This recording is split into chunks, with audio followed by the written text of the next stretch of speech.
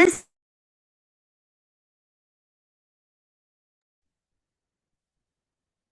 All right. Thanks so much, everyone, for joining us today. My name is Holly Lover. I'm the Director of Violence Prevention and Advocacy Services, and we have Angel Gray, our Director of Carolina Behavioral Assessment and Management at UNC Chapel Hill. We're really excited to be with you all and share some of the things that we're doing over at UNC and just really excited to be trying out. And so to get started, we want to just introduce ourselves, share a little bit about our backgrounds, kind of the lenses and the perspectives we bring to this work. And then we'll talk about taking care of yourself throughout the presentation and then an agenda for our time together. But my name, as I mentioned, is Holly Lovern, Director of Violence Prevention and Advocacy Services at UNC Chapel Hill. My entire professional career has been spent in campus violence prevention and response. My academic background is in psychology, higher education, student affairs, and criminal justice. I never planned to be doing this work. I thought I was going to be an elementary school teacher and then got into the classroom and realized that was not going to be a fit. So I pivoted last minute and then ended up falling into this work in grad school. And it's really kind of motivated me to continue doing it since then. I started kind of this professionally at the University of South Carolina when I was in grad school. I worked in their kind of similar office to the office I'm in now at Carolina. And then I came to UNC after grad school, and I spent a majority of the last 9 years working as a gender violence services coordinator, which is our confidential victim services practitioner role here. And then I stepped into our inaugural director role of VPAS about a year ago. I also had a short time at NC State where I went into the threat assessment and management department, and that really introduced me to threat assessment and management and started shifting kind of my thoughts and perspectives around how we could kind of cohesively look at violence prevention in different ways on a campus. And so my time there really started to kind of inform how I did the work when I came back to Carolina, both from like a case management and working with folks, but also thinking about larger prevention education efforts. And it really emphasized the importance of partnership like the one that I've been able to have with Angel and her team here at UNC. Angel, you want to introduce yourself? Hi, thanks, Holly. Hi, everyone. I'm Angel Gray. I'm the Director of Threat Assessment and Management at UNC Chapel Hill. And my background is completely the opposite of Holly. I think I did not grow up in higher ed at all. I am an attorney by training. I began my career as a prosecutor. I was an assistant district attorney in Durham County when I got out of law school for a couple of years, and then I transitioned into working for the North Carolina Attorney General's office. And in that role, I had various clients through the years. I represented the Department of Health and Human Services and our state psychiatric hospitals and developmental centers and our substance abuse treatment facilities. I represented our Office of Emergency Medical Services at one point. I also worked with law enforcement, and my position before I came to Carolina 2 years ago. I was the general counsel for the North Carolina State Bureau of Investigation. So I've had a pretty long career as an attorney for state government, and I also never thought I would be doing the work that I'm doing today. If you'd asked me 27 years ago when I started that if I would be doing work at a university doing threat assessment, that would have not have entered my consciousness. But while I was with the SBI, we formed the first statewide behavioral threat assessment unit in a law enforcement agency. And then 2 years ago, this opportunity opened at UNC Chapel Hill, and it sounded like a great opportunity to come and do violence prevention work in a different setting, at least for me.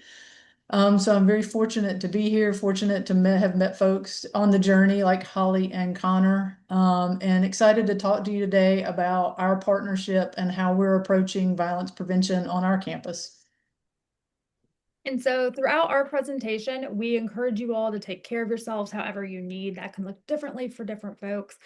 We know that everyone here today does hard work, and they are often holding many different experiences for themselves and others. And later in our presentation, we will be discussing some research about the connections between domestic violence and targeted mass violence, and be talking broadly about different types of concerning behavior. So just wanted to kind of give folks that information, be able to orient to our time together.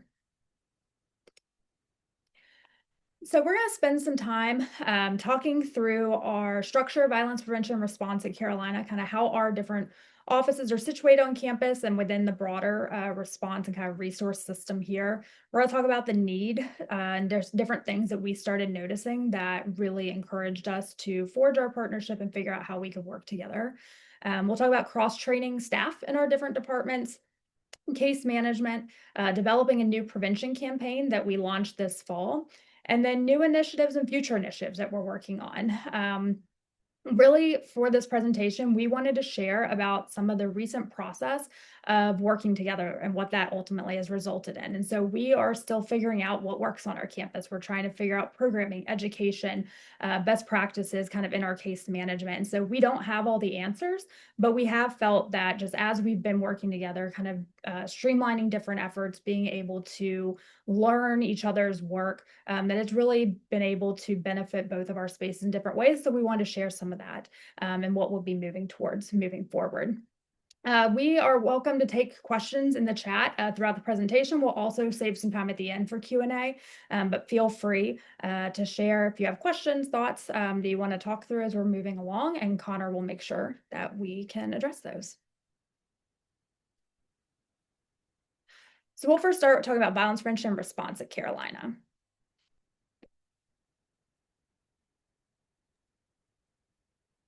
So a little bit about the new person on the block, I guess, which would be our CBAM team, our Carolina Behavioral Assessment and Management. When I came to Carolina 2 years ago, my position was brand new. Carolina had never had a threat assessment director. And so I was hired to sort of form this new team, and it's within the campus safety division. And a lot of institutes of higher education will place their threat assessment team if they have one. It's been interesting to look at the poll to see how many of you have a threat assessment team on your campus. It seems like the majority of responses is yes, there is a threat assessment team, but it's largely made up of a lot of campus partners. We have that at UNC, but we also have a dedicated office and a dedicated staff that staffs that larger threat assessment team. And so that's me and my team. We sit within our campus safety division. So we're in the same division with our university police department, our environmental health and safety department, and our emergency management and planning. We are a private resource, not a confidential resource, and that has posed some challenges in the short time we've been up and running, and we can talk about some of those later. So my staff is made up of me. I'm the director. I have an assistant director who is responsible for sort of the day-to-day case management and case assignment roles. I have 3 case managers from varying backgrounds. 2 are former police officers, and I have one that came from corporate threat assessment. They are responsible for doing a lot of the behavioral background investigation to allow us to do our threat assessments. And then I also have a behavioral analyst who is really great at searching publicly available social media accounts for information and other public records so that we can try to come up with a holistic picture of a person of concern that's been brought to our attention. So my staff does staff a larger multidisciplinary threat assessment and management team that is made up of our campus partners. From VPAS, from student conduct, from our Dean of Students office, from university police, from our university compliance office. And so that is the larger team that helps with the assessment and then management and mitigation strategies at the end of each assessment. My team, we obviously conduct behavioral threat assessments on persons of concern who are brought to our attention. Some of my staff is also trained in doing physical security assessments, and they're trained in CPTED principles. So they will go to a campus location, or it could be a private location if we have an intended victim or target who would like for us to come do a physical safety assessment of their home or their apartment. At their request, they'll go there and give recommendations about how to make a physical space safer. Things around lighting, door locks, trimming shrubbery. We also do digital safety consultations for our students, faculty, and staff. If they like, we will sit down with them and help them figure out where their information, where their personal information may be on the internet. Things and places that they may not have thought would contain their personal information. So our behavioral analysts will sit down with them and help them remove some information. There are ways to remove your information and decrease your digital footprint if that's what they would like. We also do event threat assessments and support. So for things like football games and our commencements, we will look at our overall threat picture to see if there are any active threats to those events and provide reports and support to our emergency management and our university police around those events. And then we have our Violence Prevention Advocacy Services Department. And so I've always said we've been a long time evolving. When I first started here, our confidential services were in our Women's Center, and then our violence prevention work was in student wellness. A little less than 4 years ago, we pulled both of those to create VPAS.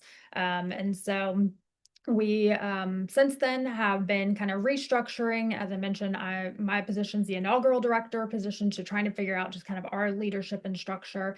But we now have 2 gender violence services coordinators, Connor, who is moderating, being one of them, a prevention program specialist focusing on education and programming, and then 2 student employees. We are in the student affairs division here at UNC, but we do serve students, employees, and visitors. And so I think it's been really helpful for us to be able to provide wide access to services and support for folks. But we do share a division with like our counseling and psychological services, campus health, dean of students, and a whole host of other departments. We are a confidential resource at the university. So by policy, we are not a reporting option, but a place where folks can come and share as much or as little about as they want about their experiences, what they're navigating. And then our role is to be able to help them figure out, based on what they're needing and wanting, how can we serve them in our space? What supports are they looking for? But also, how can we get them connected to different offices across campus? We provide emotional support, reporting process accompaniments that can be through the university, through law enforcement, court, lots of safety planning, and then supportive measures. So we can help them work with faculty in their classrooms. We can help employees work with supervisors in the workplace, help think about different housing accommodations. And so really trying to figure out, based on what each person is needing, what is priority for them, how can we best equip them to continue their time at Carolina. And then the other part of our office is prevention programming, training, and events. So one-time events, ongoing workshops, different training collaborations across campus. We'll talk about some different awareness initiatives and our new campaign and how that's all fitting in, but really trying to educate the campus in any way and every way we can. I think with this department, kind of the structure, things have evolved and changed kind of across the university. We've lots of our different offices have moved divisions over time, have kind of restructured. But I think it's been really helpful that all of us are kind of independent in the ways that we can work together, but really creates a lot of different access points at the university, depending on what each person is interested in and where they maybe feel most comfortable initially connecting.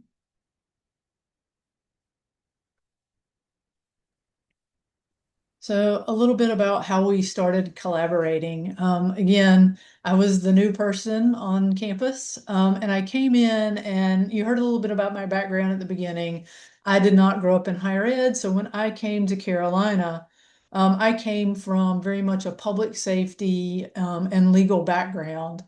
And so I walked through the door and I asked folks, who should I talk to during my sort of data gathering period to try to figure out how to set up this behavioral threat assessment office on campus? Who would they recommend that I talk to? And I was told, you need to talk to our dean of students and our university compliance office, which was our equal opportunity and compliance office at the time, 2 years ago. So that's our Title IX and our workplace violence folks. Um, and so I was told that by the folks at Carolina, and then the experts in behavioral threat assessment field, they will tell you when you come in to set up a behavioral threat assessment team on a college or university campus, you need to involve sort of your usual players are your dean of students, your counseling and psychological services, student conduct, housing, university, police department. Not one of those folks would say, you need to find the person on your campus who is responsible for violence prevention programming, or the persons on your campus who are responsible for providing victim and survivor services. You just don't hear that coming in from that public safety legal background. I was fortunate enough that I had an external colleague at NC State who runs their threat assessment team, and an internal colleague, our chancellor's chief of staff, who both knew about Holly, knew her background, and they both said, you need to find her and connect with her. And so fortunately I did. We were able to sit down and talk, and we were able to talk about violence prevention from our differing perspectives. And what we found is that we had common goals, right? Threat assessment and gender-based violence prevention have common goals for violence prevention. We're just coming at it from different perspectives with a slightly different language. So the more we talked, the more we felt like we do have these similar professional goals. And I think our personal philosophies about violence prevention also aligned, luckily. And so we figured out that we were kind of the missing pieces of the puzzle for sort of both of our spaces, where we could come at violence prevention together and collaborate. And how we would do that, we could streamline our educational outreach to our students, faculty, and staff. We could combine our communication and outreach efforts so that we were sharing a common message. And so that would strengthen both of our positions. We also talked about there's clearly not enough intentional crossover between behavioral threat assessment and what VPAS was doing on our campus, the gender-based intimate partner violence prevention. And that could be for various reasons. Don't know why that is. Both Holly and I attended an Association of Threat Assessment Professionals conference a year ago, where one of the speakers said, I don't understand why violence prevention professionals, including behavioral threat assessment, don't work with other violence prevention areas on campus. We need to be. And so we felt like as we talked more, there was this real opportunity to combine our efforts by, again, streamlining that educational and outreach efforts to our campus community. And that would allow us to address having different departments and divisions talking about violence prevention in silos. As we know, siloed efforts are very ineffective. And so we felt like there was a new opportunity with me forming a new team, eventually Holly being elevated to director of VPAS, that there was this opportunity for us to come up with that common language and common messaging for our campus partners and attack violence prevention together. In addition to that, that working together to prevent not only gender-based and intimate partner violence and larger mass attacks, that is being supported by what the research is increasingly showing us. There's quite a bit of recent research and data that shows the overlap between intimate partner or domestic violence and these larger mass attacks. And you can see some of the data on the slide. The two things that on this slide that stand out the most to me is that third bullet point from the Secret Service. A lot of behavioral threat assessment research is focusing on post-attack analysis. You see a lot of retrospective looking at concerning behaviors, risk factors, characteristics of people that have gone on to commit acts of targeted violence. The U.S. Secret Service is one body that does a lot of that post-attack analysis, and every couple of years they come out with new findings. And this was one of their more recent findings, that 41% of mass attackers, people who had gone on to commit acts of mass violence, and they usually define that as an attack in which usually 3 or 4 people are killed. 41% of those mass attackers had a history of domestic violence when you went back and looked at their behavioral history.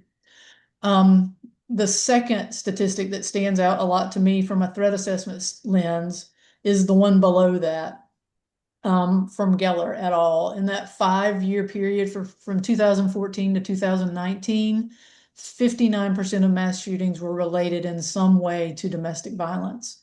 And of course, we're probably all familiar with the spillover effect, right? That first bullet of almost a third of workplace violence starts as domestic violence.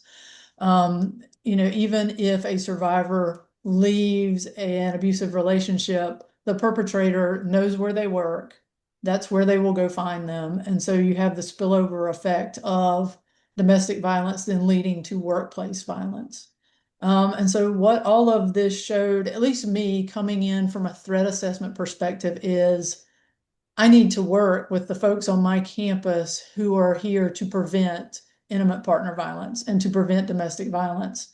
And that preventing domestic violence and doing a better job at preventing and addressing intimate partner violence, we're going a long way in preventing mass attacks as well. So this data supports us collaborating in many ways, along with kind of our common goals. And so a couple of ways that we figured out how to collaborate. One of those is cross-training staff that Holly's going to talk about. So I think as Angel mentioned, like similarly, coming up kind of from a victim services provider, having lots of training background in that work, I didn't hear about threat assessment management as a field, as a practice, as anything to be kind of considering until I went to NC State and was working directly in their office. And I think as soon as I started getting some of that different training and hearing some of the language, understanding some of the different practices, for me, it felt like a missing puzzle piece, as Angel mentioned. I think so often in the work that I've done, when I've worked with folks, I've heard people share, I really wish this person would get help. Sometimes they want consequence and accountability for that other person. Sometimes they don't. And they're like, I want this person to get help. I want them to not hurt other people. And a lot of times I felt at a loss of what to do with that, right? It wasn't necessarily in my scope. And in a lot of ways, I was like, I don't know what we do about that, right? We can hope they go to counseling. We can maybe hope there are different sanctions that put some kind of leverage into place in folks getting help or education. But a lot of what I do, I can't directly impact that.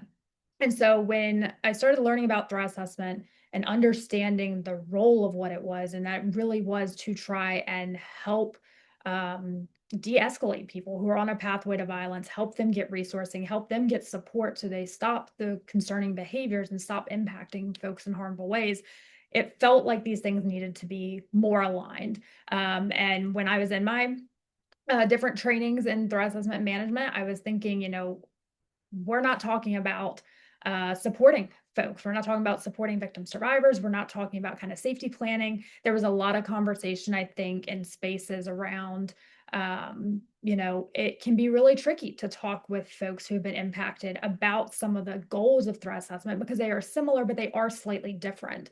And so as I started kind of going through those different trainings, came back to Carolina and met Angel, we really decided, our teams need to be cross-trained to have some of that shared language, to better understand where each of us are coming from and to be able to work with folks in a way that helps them feel supported, helps them feel informed, but is also kind of doing the best we can to respect each other's different roles and what we bring to the work.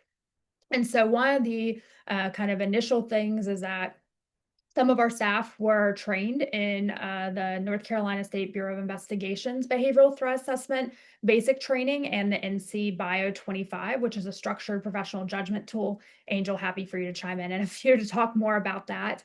And so that training was a week long and then some additional continuing training, really understanding like what are some of the different factors that threat assessment is looking at, what are some of the indicators, warning signs.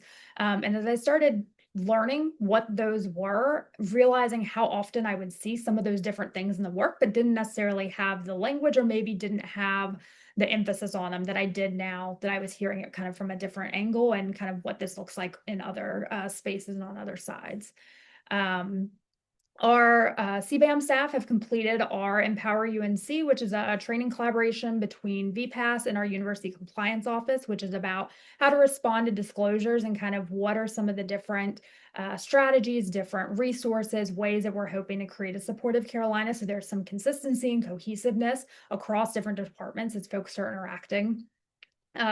Both of our teams completed the SARA V3, which is a spousal assault risk assessment, and the Be Safer, which is a structured professional judgment tool training, looking at domestic violence and spousal assault. And again, similarly, getting shared language with each other. What are different indicators that research shows? What are different things that we should be paying attention to? How does this inform our safety planning? But being able that even if we aren't necessarily using those tools in a specific case, how does it kind of help inform us of what we should be tuning into and what we should be thinking about as we're working with folks?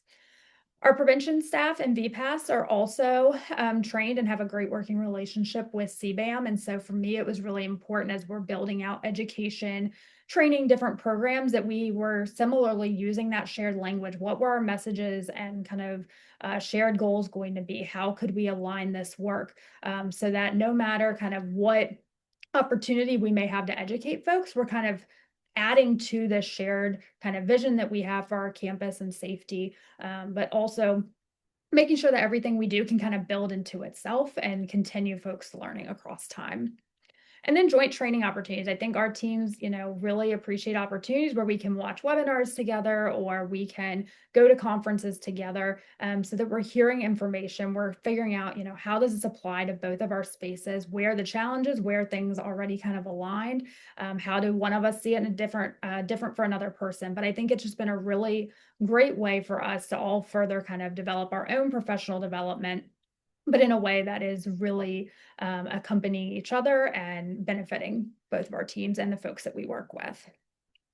I think kind of as these trainings, some of the things just kind of as examples that it helped. I've mentioned kind of different like risk and protective factors, but just identifying what are some of those things in like threat assessment that they're paying attention to that I kind of generally knew, like, yes, of course, if I hear this is concerning, but like, why is it concerning? Or what are maybe some of the other things to be considering if this is presented? Thinking about, I think as folks are like harm and violence is a lot more dynamic than I think I necessarily understood it to be, and just how fluid some of the situations and concerns our folks navigate can be. And so is it thinking about important dates that somebody for a person of concern they're really focused on, and like how does that inform our safety planning and what we're talking about with somebody that we're working with? What are some of the different language indicators or concerns that might rise in text messages or other communications that somebody is either sending directly to them or maybe posting online? Like, what are some of those things we need to be paying attention to? If they mentioned weapons, like what does that look like? Is it the weapons that they have? Is it the type of training?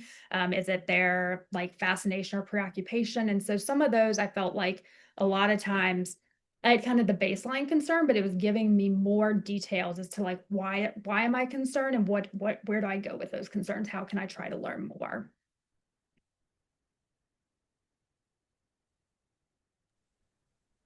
And so another place where we have collaborated quite a bit is on case management.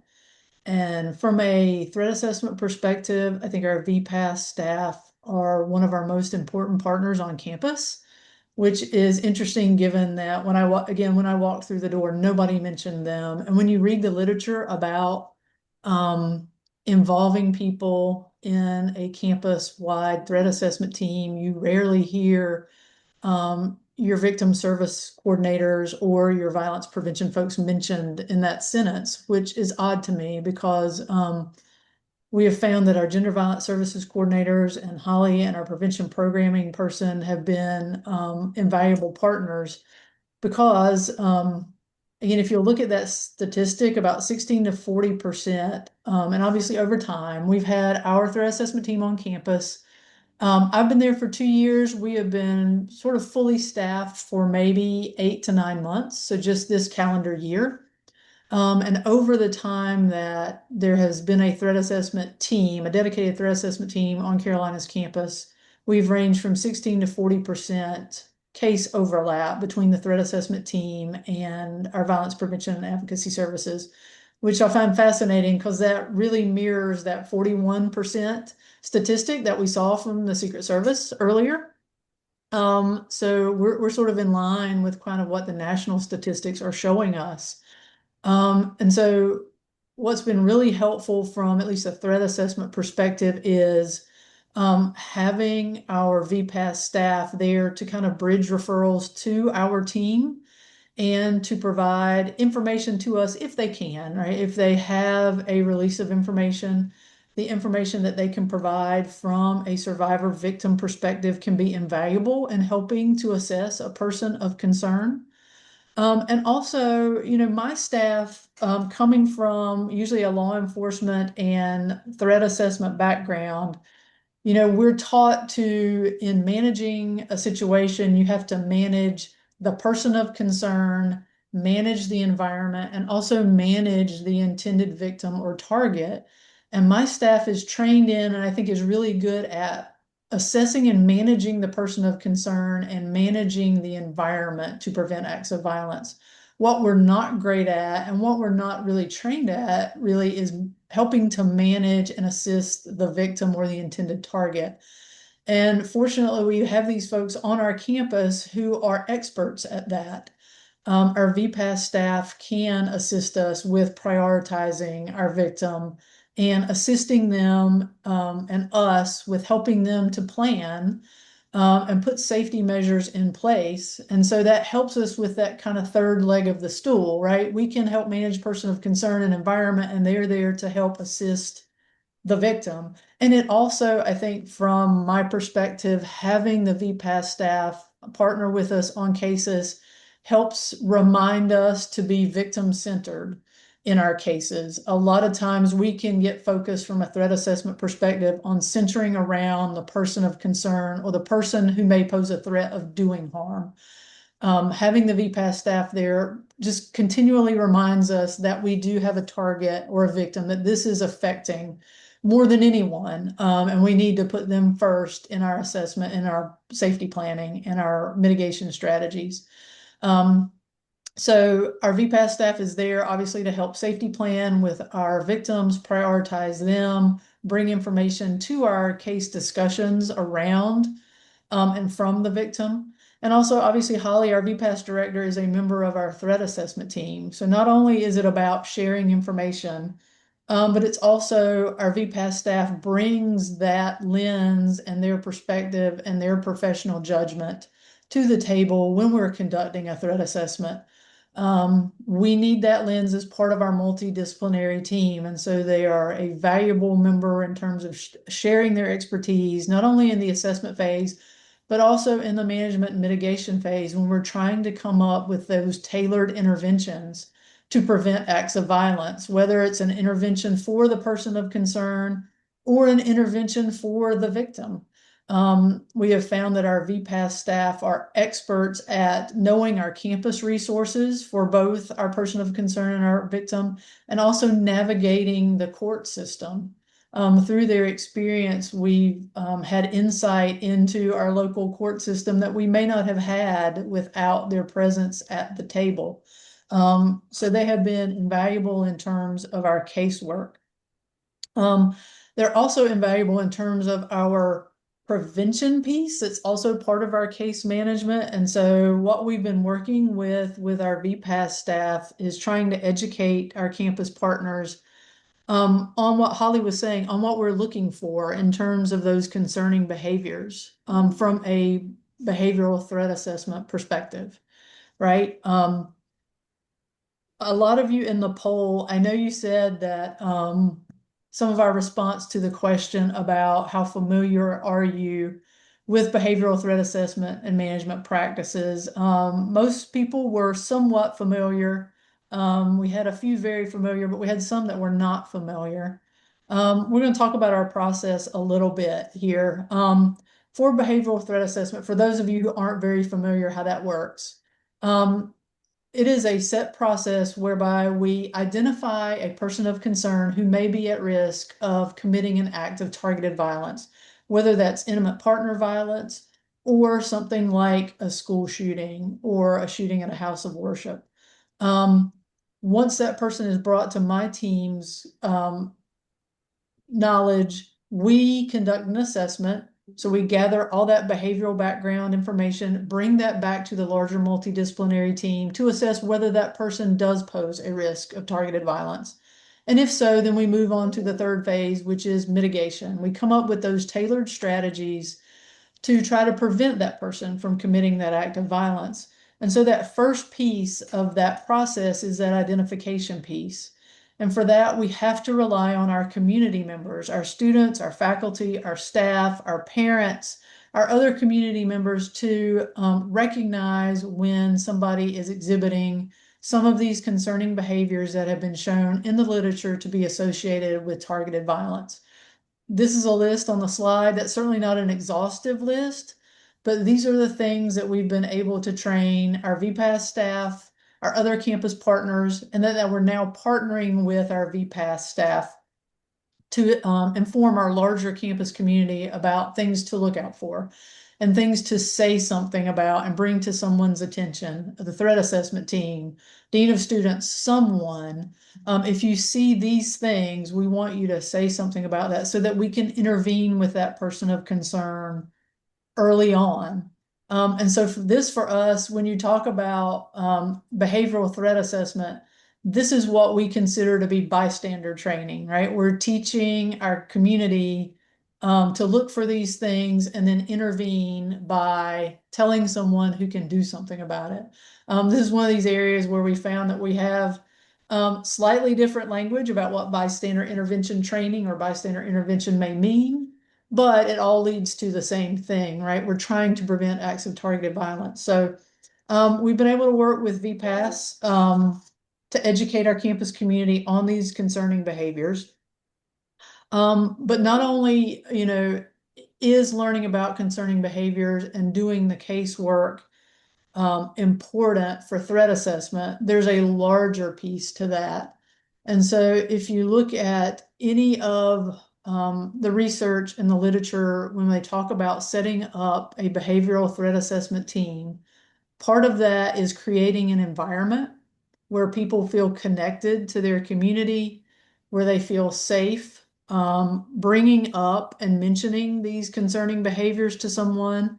And they feel like when they report a person of concern, that that report will be handled competently and with care and concern, not only for the intended target or victim, but also for the person of concern.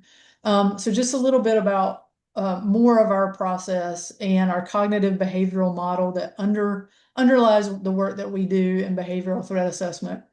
Once we see some of these concerning behaviors, my team is going to try to determine whether that person is on what we call the pathway to violence. The pathway to violence is our cognitive behavioral model that underlies all of our work in behavioral threat assessment. It's pretty simple. It's there on your screen. And it posits that somebody who ultimately commits an act of targeted violence follows recognizable steps along a pathway.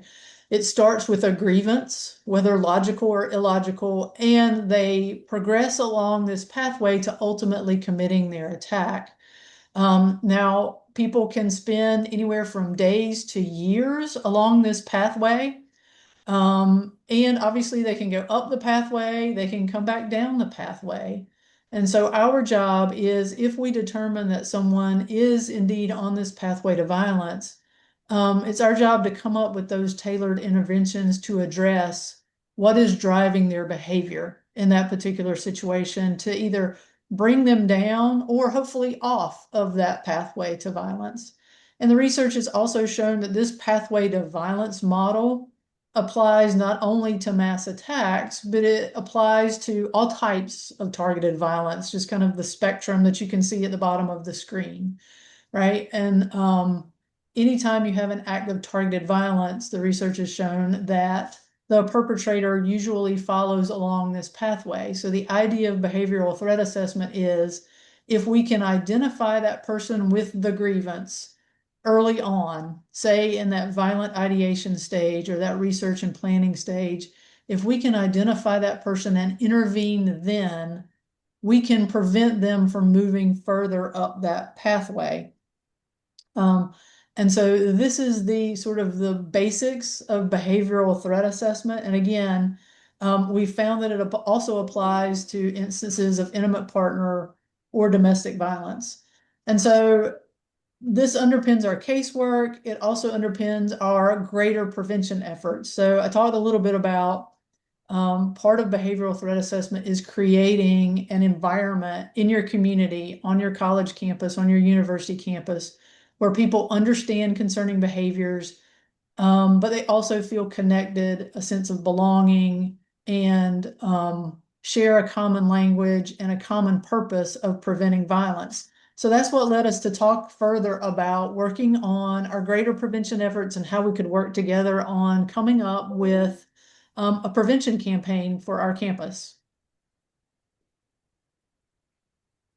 So when I stepped in to the director role, one of my kind of priorities was to start really developing a university-wide prevention campaign. And luckily, Angel's team was kind of coming online around the same time. And so we were talking about both of us want this, but this is a shared goal. How about we make something that really works for all of us and that we can really promote over time and commit to this being what drives our vision for a safer Carolina.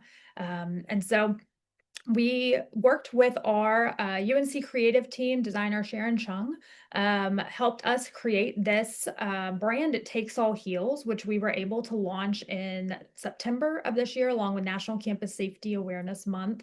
And really the idea is that's promoting proactive community-based strategies to prevent harm before it occurs. We really wanted to remind folks that prevention is a shared responsibility. It's something that all of us have a role in and that we're all empowered to do. I think so often I would hear from folks around the university of maybe they didn't feel equipped or maybe they didn't feel like they were in a specific role, right? They don't have a job that works directly in this.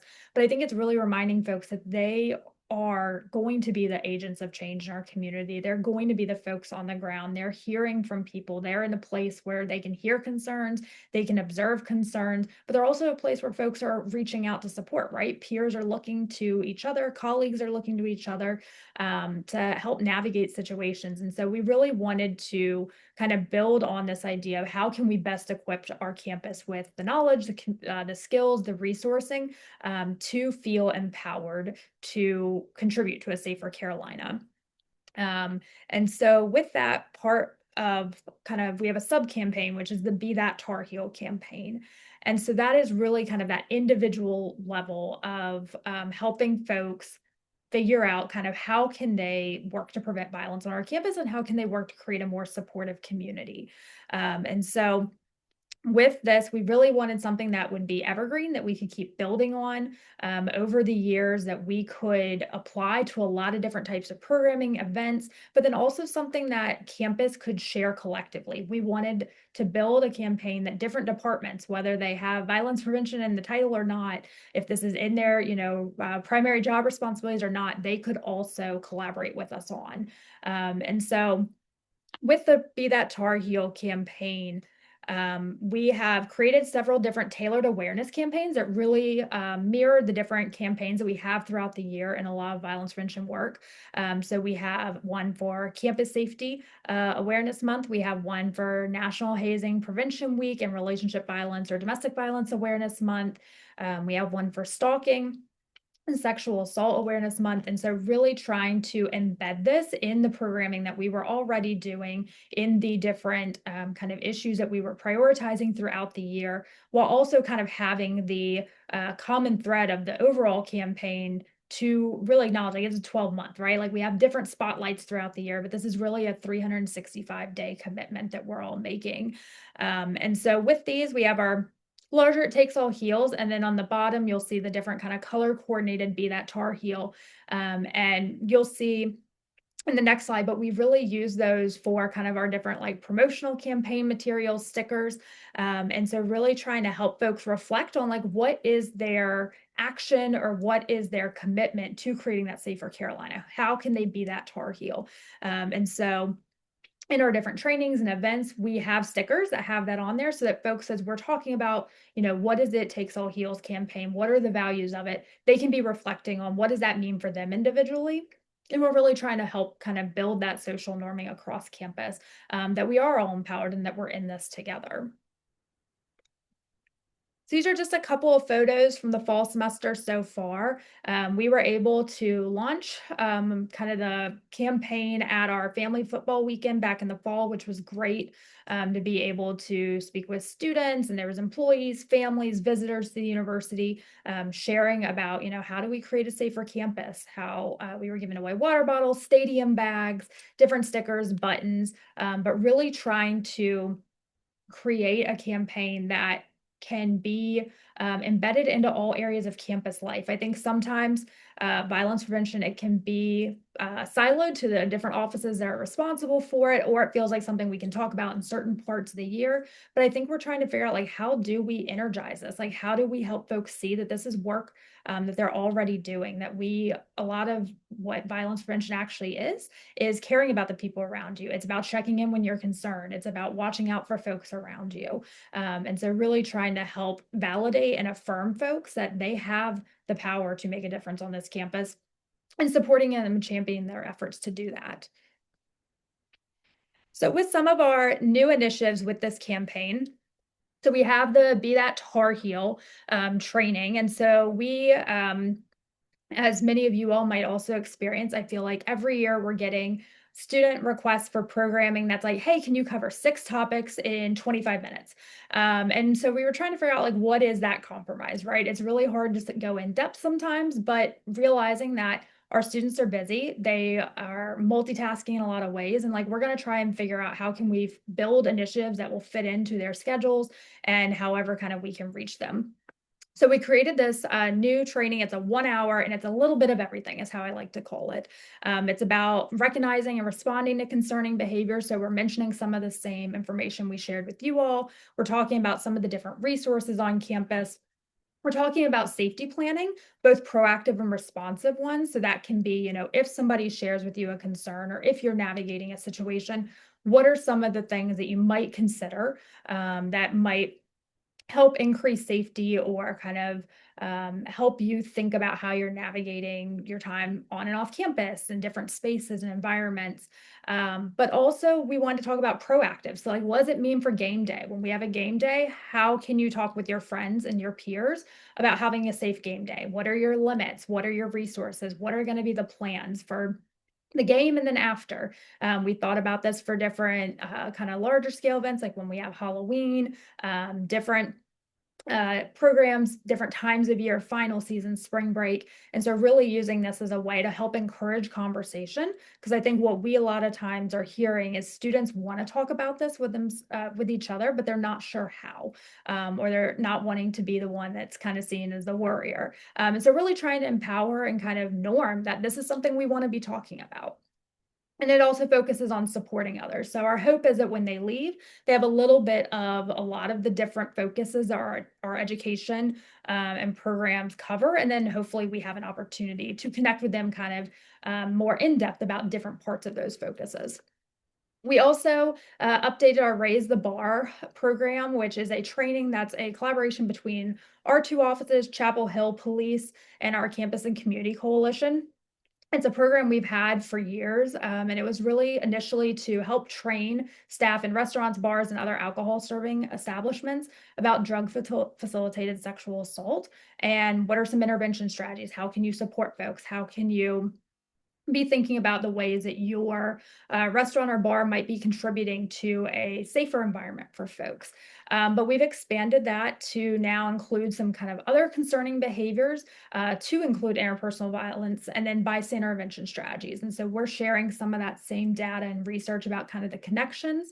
And what we have found is that a lot of our staff in these different spaces, they are on the front lines of seeing concerning behaviors. They're seeing folks, sometimes it's folks on a regular basis, sometimes it's, one time, but a lot of times they are able to observe and see things that may be building and kind of escalating in spaces, but trying to help them connect the dots with that. We're also working on some online digital safety and just everything from dating apps to digital footprints. How do you think about the information that's available? What does that look like for you in making informed decisions about social media, online, all of that? And then we're also really working to kind of emphasize National Campus Safety Awareness Month. This is one that on our campus we haven't historically recognized the same kind of degree as like sexual assault awareness month, stalking, relationship violence. And so we're using that as a way to kind of kick off the fall semester, talking about the campaign, but just how do we create a safer community? What are all the different resources involved, and what are all the ways that you can be involved in those different efforts? So as part of our Be That Tar Heel campaign, these are kind of the different priorities in that training. So it's Be That Tar Heel who notices when something feels off, who makes safety a habit, who knows where to turn, who keeps learning, who turns care into action. And then at the end, we have folks reflect on what their role is. And so this is something that's co-facilitated with our two teams, and really just helping create a space for students and employees to talk about safety. What do you feel really confident in already? What do you not? And how do we kind of create ideas and strategies and brainstorm together?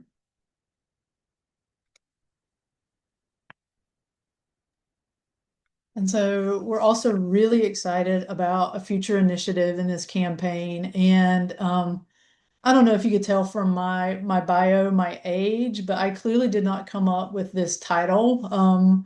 We're very thankful for for Kylan, for Holly's prevention person who came up with the Thank You Next. It takes all heels. Um, this is based on, and I don't know how many of you have done this on your campus, but our communications department at UNC, along with student affairs, every once in a while they'll place a microphone somewhere in the quad, in the pit area in front of the library, with a sign that says, "Tell us something that you're thankful for." Obviously, they did that before the Thanksgiving holiday, but they'll also say, tell us something that makes you happy. And that has just been wildly popular, we have found with our students. And it's just very uplifting to see the final product on our social media channels. And so we've seen the buy-in from our students in initiatives like that. Um, what we haven't seen is them being very excited about your traditional sit in the classroom, for 20 minutes to an hour of education. So we're trying to come up with different ways to engage our community and again, create that sense of connectedness and sense of caring. And the main theme of the It Takes All Heels is everybody is sort of responsible for safety on campus. And it's not about doing large heroic things. It's about doing the small everyday things to make our campus a safer place. And so what this initiative is it's a tabling initiative where we have a gratitude table where we want to engage and encourage our students, faculty, and staff to come up and engage with us and nominate other students, faculty, and staff who are engaging in those pro-social behaviors that fit with our campaign theme of creating a safer and more supportive community. So it can be something like that, somebody, smiled at me today, or somebody said good job on an assignment, or, I had a professor write something very encouraging on a paper. Whatever it may be, they can come up and nominate that person. And then we'll have some giveaways that if the nomination meets the criteria of that campaign, we can provide that student, faculty, staff member with that giveaway item to go and then take it to the person that they nominated to physically give it to them and engage with them and be able to tell them thank you in a very personal way. And so once they do that, then the student, faculty, staff member can come back to the table and get their item of swag, right? Their giveaway that's branded. And so we're hoping that this will help foster this one-to-one community building and social norming of recognizing things that are just kind things to do for your community members. And so we're hoping through this initiative to expand our campaign outreach and awareness that people will know more about It Takes All Heals. And just a reminder that people really do care about each other in our community and want to do good things and want to help each other and want to keep our community safe. And it is all about us working together in those small ways to support each other and prevent violence on our campus. So we're very excited about that. Hopefully we can roll that out next fall during the fall semester and then into the spring semester. And then after that, who knows? We have other ideas about, a recognition breakfast for the people who do get nominated and other engagement opportunities for our students to build a stronger engagement with both of our offices, with our threat assessment team and our VPAS office. Angel, a question that was just raised, particularly about the thank you next aspect of the campaign. Someone said, love the thank you next initiative too. Where/how is the recorded content shared for the microphone questions they answer? So it's usually shared on our UNC social media channels. So the university Instagram accounts, their Facebook accounts. Also, it's usually picked up by other campus divisions and departments as well. So our student affairs will post it. We've posted it in campus safety just because it's pretty uplifting and we like to see it. Yeah, and I think that's something we've seen a lot of campuses trending. Different campuses are setting it up differently, but I've seen some recently that are, tell us about somebody who has helped you succeed while you're in college.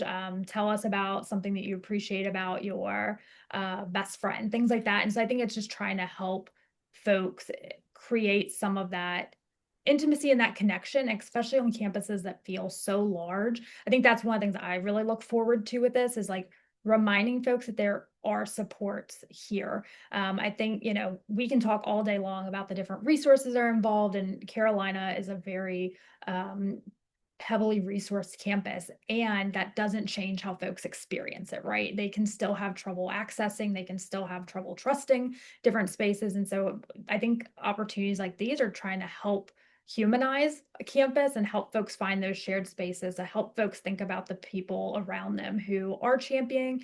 And then hopefully we're gonna, be able to kind of norm this in a way too, that folks are wanting to be that for somebody else. I think one of the greatest examples, if any of you all are familiar with UNC's campus, we have some crossing guards. They're phenomenal and they're famous here, and Wiz and Rita, and students talk about all the time, really honestly, students, faculty, staff, and visitors. They're some of the kindest people, and they are, whenever you're crossing the street, they are telling you, I hope you have a great day. I believe in you. Good luck on, classes the rest of the day. And folks have shared with us, that is someone who makes me feel safe.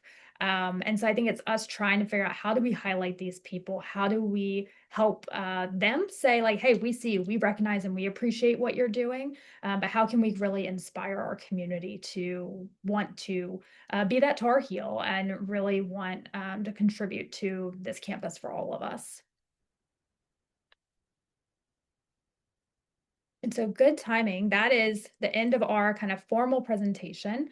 But curious if there are questions from folks about kind of anything that we've shared, kind of anything in our partnership, or would also love to hear for folks, on your campuses and from your roles, like, are there things that you all are doing kind of in a similar, with similar goals and kind of for a similar vision, or things that you might take away from this? Holly, I'll go ahead and share a couple that popped up that felt kind of more appropriate to tackle later. One was, can you share a little bit more about the SARA V3 and the Be Safer? For example, how and where were they developed? Why was that the chosen tool rather than other risk assessments? So I can jump in, and then Holly, if you want to jump in after. So both the SARA and V-Safer were developed by two psychologists, Dr. Randall Kropp and Dr. Stephen Hart.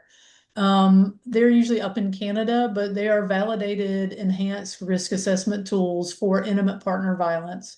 They are structured professional judgment tools, and they have been validated basically in North America. The SARA is the longer tool. The Be Safer, they found that the SARA is most appropriately used by a trained behavioral threat assessment team.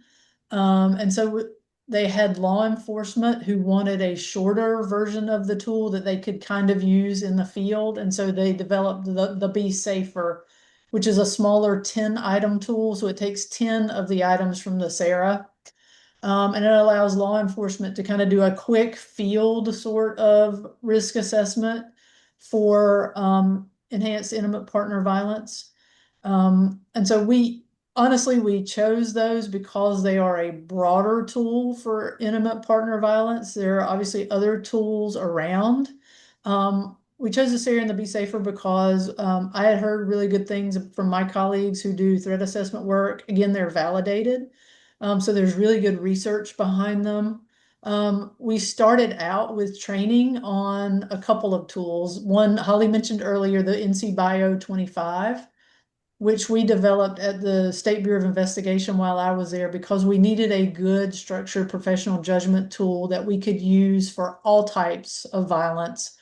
That could also be used for juveniles and adults because we were doing cases for both. And so from a threat assessment team perspective, we use that NC Bio 25 as our structured professional judgment tool in all of our cases. And then if we have a case that involves intimate partner violence, we'll do the SARA or the Be Safer on top of that, just to make sure we're not missing anything and we're looking at the right things. We chose to start with those because they were the broader tools. We're hoping to do more trainings, more combined trainings on additional tools, particularly around stalking. So the SAM, the stalking risk profile, the SRP. So more to come. We've just been limited by budget concerns a little bit, like I'm sure a lot of you have. So that's kind of where we are in our training on our tools, but we're hoping to add more to our repertoire going forward. And I think like there's some I know that I was more familiar with kind of from like campus advocacy spaces around like the danger assessment, the SHARP stalking risk assessment. And so those are also tools I think some of Angel's team is trained in, some of our staff. And I think a lot of, as I've learned more about different tools, it's figuring out like which are going to be applicable for specific cases. There are going to be some cases that some of these don't make sense to use and they never will. But it's having kind of a library or so for us of things that we can trust that are reliable, that we can use. But I think too, kind of from just having that shared perspective language, like the tools themselves can be helpful, but it's also in just that shared language piece of if Angel's team is looking at the assessment and they're sharing kind of some factors, we kind of know what that means. And I think that's been really helpful in just being able to broaden our kind of safety planning, the considerations that we think about. And so it's being able to figure out like how do these all puzzle, because there's not one that fits everything, but just what are some of these that can kind of help address and just help us think through concerns. And just in general, sorry, Connor, we like to use tools.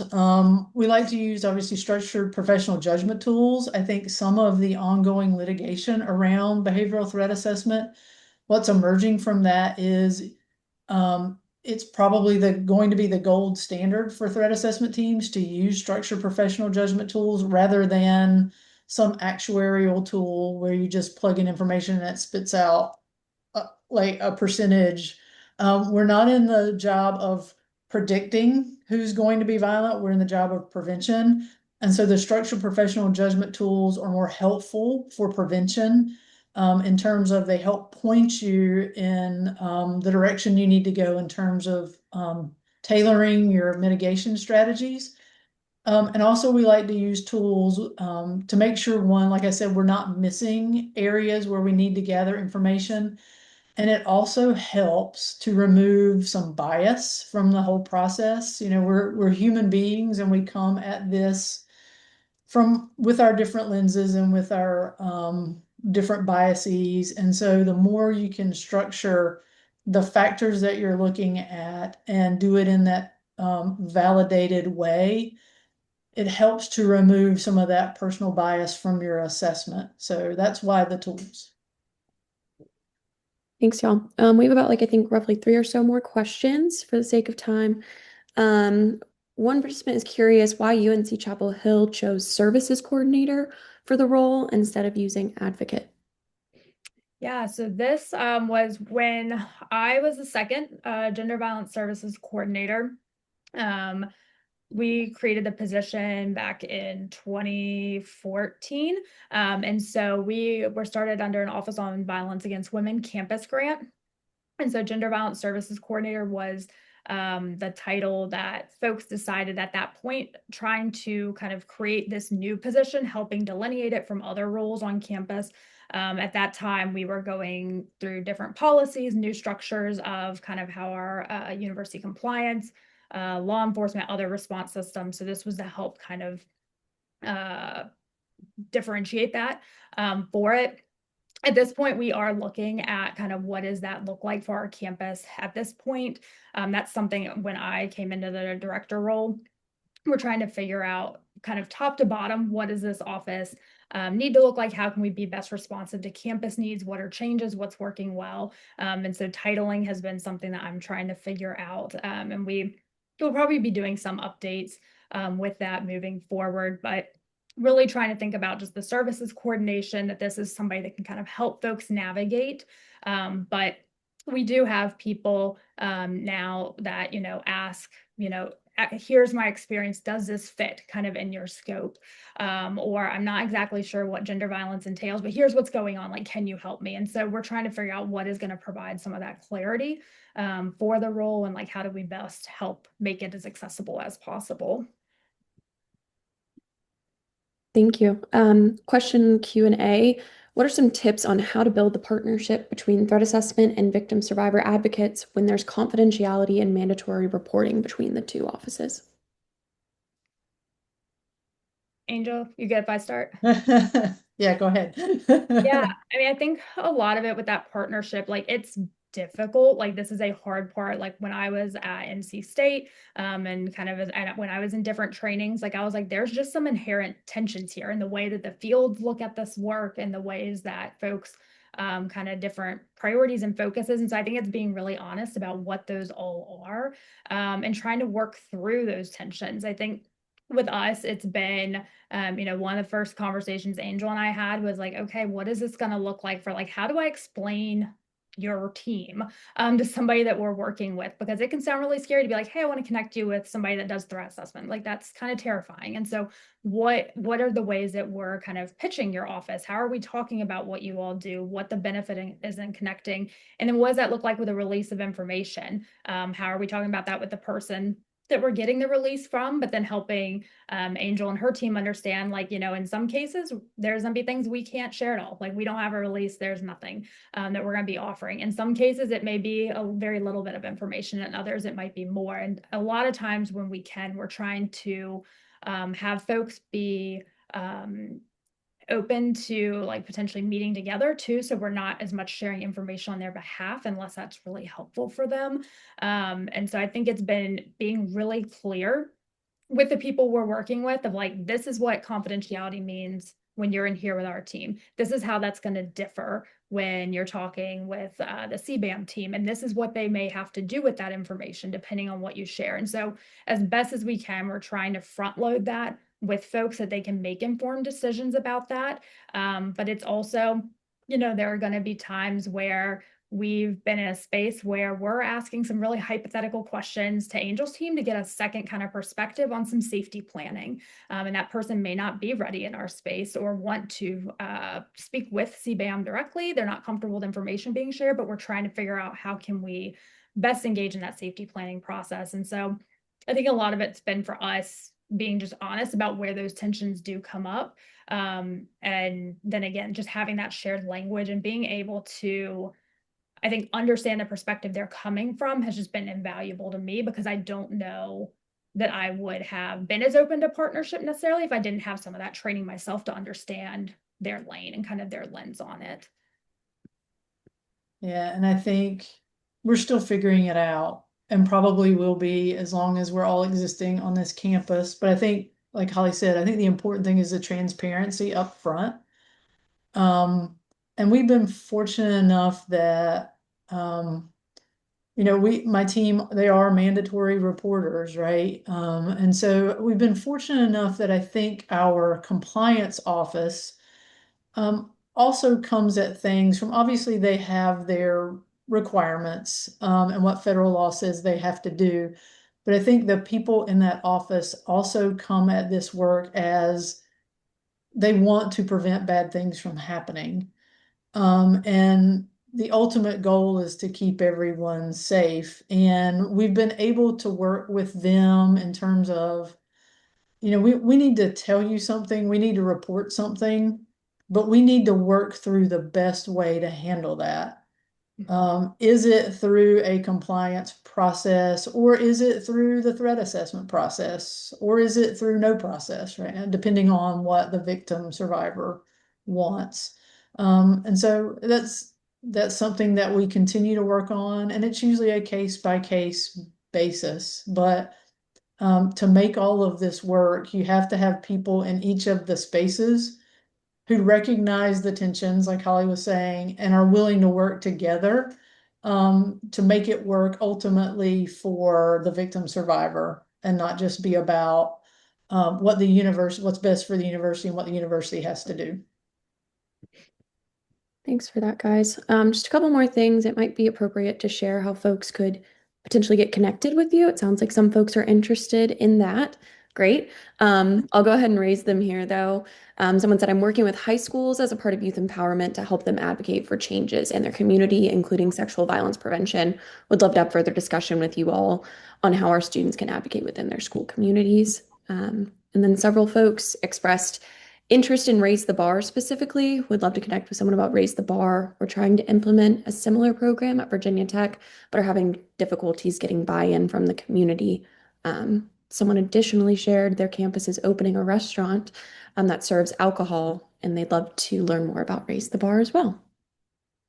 Absolutely. Yeah, we have our contact information here. We're happy to connect. I think Angel, I'll speak for both of us. We love talking about this stuff and we love talking about it with each other, but we've also, I think, met so many folks that are interested in kind of different intersections of what we're all doing and trying to figure out, how do we do this in this moment in time? And so please reach out to us. Happy to jump on Zoom. If you're local, would love to meet up. But yeah, anything we can do to share.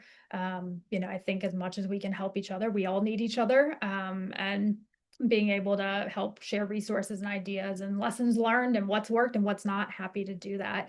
And to the person working in kind of the high school space, I really appreciate that too. But I think that was also kind of one of the, we had a lot of different data points and things that we were considering when we were building out It Takes All Heals, and something we kept hearing from students, because like behavioral threat assessment is more of a thing in K through 12 than it used to be. And there are a lot of students that are kind of familiar with, they might not be the specifics of the language, but they're familiar with the different reporting or the see something, say something, or whatever it looks like at their school. And I think it was probably 2 years ago where a student came up to me and they were like, hey, do you all have an app like I had in high school that I could like send concerns I had and like somebody would address them? And so I was like, oh, like that's how they're thinking about this. And we've had some students, we had an incident of gun violence on our campus a couple years ago, and students were sharing that was a really hard shift from, coming into a K through 12 setting where we talk about school safety and there's different lockdowns and there's drills and there's different kind of preventative measures, and it looks differently. And when you get to campus, that looks different too. And so how can we help kind of bridge that, but also I think really support their empowerment, and that they have the different things that they need. We can give them the tools and the resources. So I love that you're looking at the high school part of this too. Those were all the questions that were in the Q&A in the chat. So thanks, y'all. Well, thank you all so much. I know we're right at time, but yes, please reach out to us. We really appreciate you all being here. And thank you for the work that each and every one of you all are doing. So I'm really grateful to share the space. Thank you all. Thank you, Connor. Absolutely.